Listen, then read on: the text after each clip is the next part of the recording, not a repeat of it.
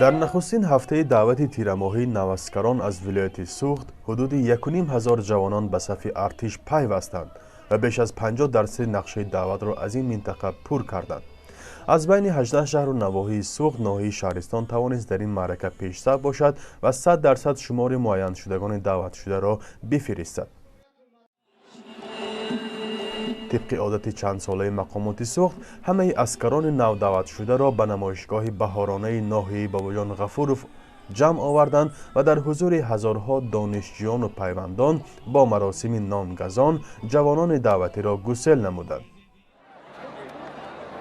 ابراهیم نازیموف نیز یکی از داوطلبان خدمت در صف قوه‌های مسلح کشور است و والدینش از ناحیه اسفره به گسیل او آمده بودند.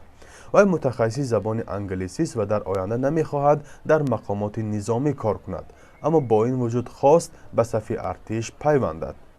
خدمت حربی از هر یک شهروند میباشد. من برای من بعد ختم دانشگاه به خود پیشه کردم که اختیاراً به خدمت مادر وطن روم. در این روز برای بیش از 1000 نفر نوسکران پس از آموزش کورس‌های کوتاه مدت رانندگی شهادتنامه رانندگی هم تقدیم کرده شد که به قول کارشناسان این یک راه جلب جوانان به صف قوه‌های مسلح است. ولی عده‌ای از والدین نواسکران که در این معرکه شرکت داشتند گفتند فرزندشان محض با مسئولیت و راهنمایی آنها به خدمت در ارتش کمر همت بستند. من همگی 5 فرزند دارم، 2 تا دختر 2 تا پسر. من این دویمش با تیار کردم. من یکمش خدا خواهد امروز خدمت مادر وطن را کردیم.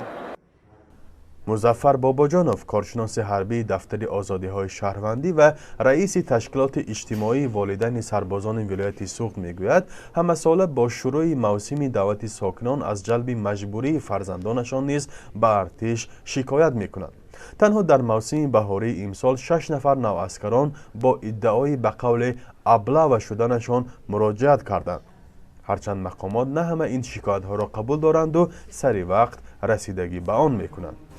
2019 گری دعوت تیرماهی 8 کمیسرهای حربی شهر و ناحیه در جمهوری در کمیسی دعوت جمهوری با وزیر مدافع سپارش داده شد که 8 نفر کمیسرهای شهر و ناحیه از آن جمله کمیسر حربی ولایت سورو از وظیفه‌شان خالی کنند. بر ضمن این بندشه این سابقه‌دار ساحه حربی هستند سبب‌هایی که باعث ارتش گریزی جوانان سن دعوتی می‌گردند.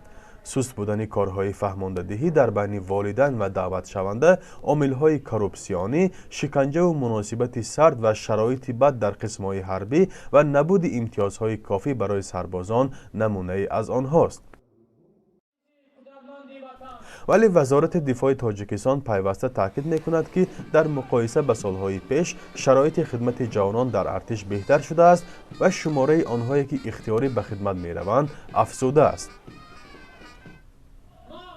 همه ساله شروع از 2 ماه فصل تیرماه در سراسر تاجیکستان معرکه دعوت تیرماهی جوانان به صف ارتش آغاز می‌گردد و تا آخر ماه نوامبر ادامه می‌یابد.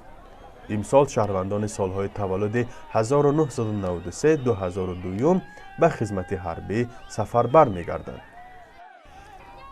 فرزان محمدی، رادیو آزادی، ولایت سوخت.